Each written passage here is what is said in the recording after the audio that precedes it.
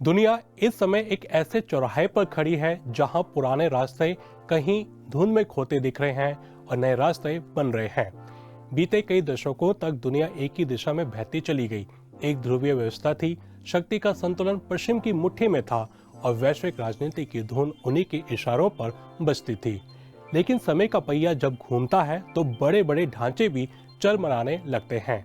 आज दुनिया में सवाल ये नहीं कि शक्ति किसके पास है, सवाल यह है कि इस शक्ति का इस्तेमाल कौन समझदारी से करेगा।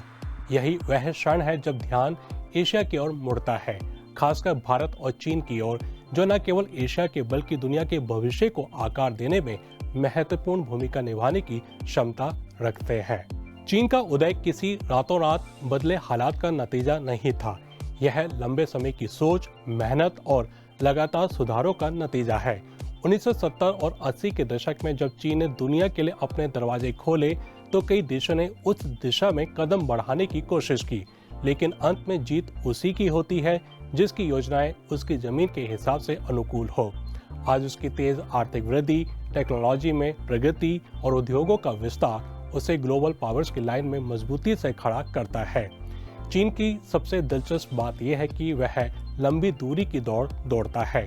उसकी नीतियां आज नहीं बल्कि आने वाले 20 से 30 साल को ध्यान में रखकर बनाई जाती हैं। यही उसकी ताकत भी है। अब आते हैं भारत पर। भारत एक ऐसा देश है जो हजारों साल पुरानी सभ्यता की विरासत लेकर चलता है। यहाँ लोकतंत्र की धड़कन है, विविधता की महक है और संवाद की परंपरा है। वहीं चीन एक विशाल संगठित राजनीतिक ढांचा रखता है जो स्थिरता और तेजी से निर्णय लेने की क्षमता देता है। दोनों रास्ते अलग हैं, सोच अलग है, लेकिन गहराई से देखें तो दोनों सभ्यताएं जीवन के प्रति एक संतुलित, व्यवहारिक और लंबी सोच रखने वाली हैं। भारत और चीन जब एक वाक्य में बोला जाता है तो सच कहें तो ये सिर्फ दो देश नहीं, ये दो संस्कृतियां हैं, दो बड़े विचार हैं, दो विशाल जन समूह हैं जो मिलकर दुनिया की आबादी का 35% से भी ज्यादा हिस्सा बनाते हैं। एशिया की रीढ़ यही दोनों देश हैं और दुनिया का भविष्य शायद उतना पश्चिम में नहीं तय होगा जितना पूर्व में तय होने लगा है। मानते हैं कि भारत और चीन के बीच चुनौतियां हैं, सीमा विवाद है, भरोसे की कमी है और कभी कभी बयानबाजी भी थोड़ी तीखी हो जाती है। ये सब इतिहास और भूगोल के हिस्से रहे हैं, इसे नकारने की आवश्यकता नहीं।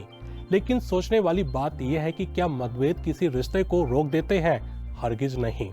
मजबूत देशों की यही पहचान होती है कि वे मतभेदों के बीच भी सहयोग की जगह तलाश लेते हैं। व्यापार इसका सबसे अच्छा उदाहरण है।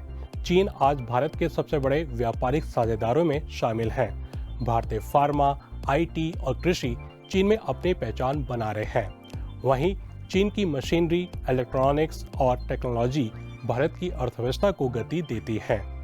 यह सिलसिला दिखाता है कि आपसी विश्वास की खिड़की अभी भी खुली है, बस उसे ताजी हवा देने की जरूरत है। भारत की ग्लोबल इमेज भी इस सहयोग को और मजबूत बनाती है। दुनिया भारत को एक भरोसेमंद, शांति प्रिय और संवाद प्रिय राष्ट्र के रूप में देखती है। भारत की यह प्रतिष्ठा संबंधों को स्थायी बनाने में बड़ी भूमिका निभाती है। चीन का मॉडल अक्सर दुनिया के सामने एक उदाहरण बनकर आता है।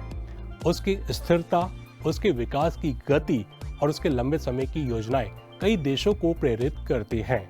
वहीं भारत का मॉडल लोकतांत्रिक ऊर्जा, विविधता, नवाचार और सामाजिक संतुलन का अनूठा मेल है। दोनों मॉडल एक दूसरे से एकदम अलग हैं, लेकिन तुलना के बजाय एक दूसरे को समझना ज्यादा फायदेमंद है। भारत की ताकत उसका खुलापन और संवाद है, वहीं चीन की ताकत उसकी स्थिरता और संगठित प्रणाली। दोनों की अपनी अपनी मजबूती है। दोनों मिलकर एशिया और दुनिया को बेहतर दिशा दे सकते हैं। दुनिया को अब ये फैसला करना है कि क्या वह शीत युद्ध जैसी सोच से बाहर निकलेगी या नहीं। पश्चिम की नीतियां अक्सर प्रतिस्पर्धा को खतरे के रूप में देखती हैं। इससे संबंध बिगड़ते हैं, दीवारें खड़ी होती हैं, लेकिन भारत और चीन दोनों इस सोच से दूरी बना सकते हैं। भारत का मूल विचार है भारत पहले लेकिन दुनिया के साथ, जबकि चीन साझा भविष्य और साझा भाग्य की बात करता है। ये दोनों विचारधाराएं टकराव नहीं, सहयोग का रास्ता खोलती हैं। चीन की कम्युनिस्ट पार्टी खुद को जनता के प्रति जवाबदेह मानती है। उधर भारत की लोकतांत्रिक व्यवस्था जनता की आवाज को केंद्र में रखती है। दोनों देशों में जनता ही असली ताकत है। भारत में लोग सरकार से सवाल पूछते हैं, चीन में लोग विकास में भागीदारी महसूस करते हैं। यह अलग अलग तरीके हैं, लेकिन उद्देश्य एक ही है, देश को आगे ले जाना। दुनिया बदल रही है, एशिया की भूमिका बढ़ रही है। भारत और चीन के रिश्ते सिर्फ दो देशों का मामला नहीं, बल्कि आने वाले वैश्विक संतुलन का आधार है। मतभेद रहेंगे, लेकिन रिश्ते मतभेदों से बड़े होते हैं। अगर दोनों देश एक कदम आगे बढ़ाएं, संवाद, धैर्य और समझदारी के साथ, तो एशिया ही नहीं, पूरी दुनिया के लिए एक नई सुबह उग सकती है। कहानी अभी खत्म नहीं हुई, असली अध्याय तो अब शुरू हो रहा है। तो ये था आज का खास कार्यक्रम न्यूज़ फोकस। अभी आज्ञा दीजिए, अगले हफ्ते फिर मिलेंगे इसी समय। नमस्ते।